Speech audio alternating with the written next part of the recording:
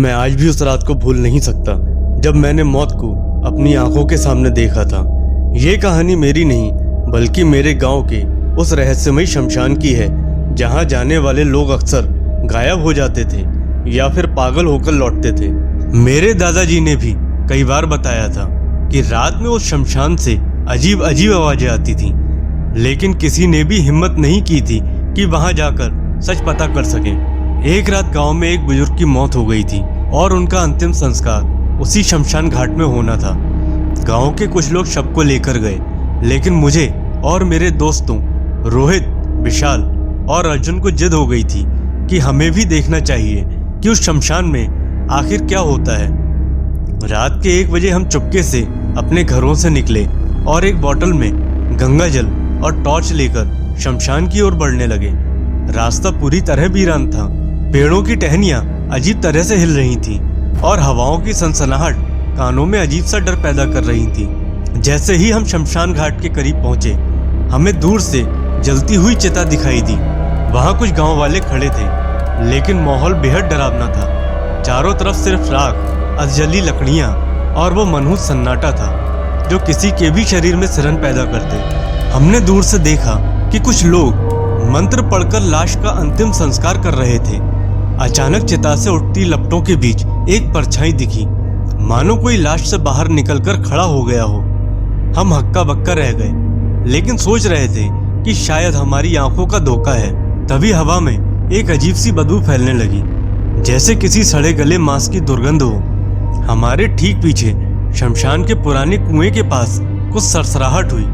हमने टॉर्च घुमाई तो वहां कुछ नहीं था, लेकिन जैसे ही हम वापस मुड़े, हमें किसी ने पीछे से धक्का दिया। हम चारों जमीन पर गिर पड़े और जैसे ही हमने देखा, शमशान की जमीन पर किसी के ताजा खून के निशान थे, लेकिन वहां कोई था ही नहीं। अर्जुन ने डरकर कहा, हमें यहाँ से निकलना चाहिए। लेकिन तभी पीछे चिता की आग तेज होने लगी और एक तेज चीख गूंज उठी, कोई मेरी आत्मा को मुक्त करो। हमने देखा कि जलती हुई चिता में कोई इंसानी आकृति तड़प रही थी, जैसे वो आग से बाहर निकलने की कोशिश कर रही हो। अब हमें पूरा यकीन हो गया कि इस शमशान में कुछ बहुत ही भयानक था। हमने वहां से भागने की कोशिश की, लेकिन तभी रास्ते में हमें एक लंबी बालों वाली औरत खड़ी दिखी। वो सफेद साड़ी में थी, लेकिन सबसे डरावनी बात थी कि उसके पैर उल्टे थे। तुम कौन हो? मैंने कांपती आवाज में पूछा।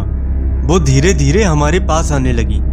उसके पैरों के नीचे जमीन नहीं थी, जैसे वो हवा में तैर रही हो। उसकी आंखों से खून बह रहा था और उसका मुंह धीरे धीरे खुल रहा था, जिसमें सिर्फ अंधेरा था। तुम यहाँ क्यों आए? उसकी आवाज इतनी भयानक थी कि हमारे शरीर सुन्न पड़ गए। तभी अर्जुन अचानक जोर से चिल्लाया और जमीन पर गिर गया। उसकी गर्दन पर गहरे नाखूनों के निशान उभर आए थे, जैसे किसी ने उसे घसीटने की कोशिश की हो।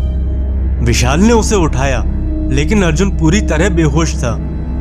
पीछे मुड़कर देखा तो वो औरत अब हमारे बिल्कुल करीब थी। उसकी आंखें अब पूरी तरह काली हो चुकी थी और उसके हाथों से खून टपक रहा था। हमें समझ नहीं आया कि हम क्या करें। रोहित ने झट से गंगा जल की बोतल निकाली और उस पर छिड़क दिया। औरत ने एक भयानक चीख मारी और अंधेरे में गायब हो गई। हमने बिना कुछ देखे सीधे गांव की ओर दौड़ लगाई। अर्जुन अभी भी बेहोश था, लेकिन जैसे ही हम शमशान के बाहर पहुंचे, एक भयानक हंसी गूंज उठी। हा हा, तुम बच नहीं सकते। हमने पीछे देखा तो शमशान घाट पूरी तरह से अंधेरे में डूब चुका था।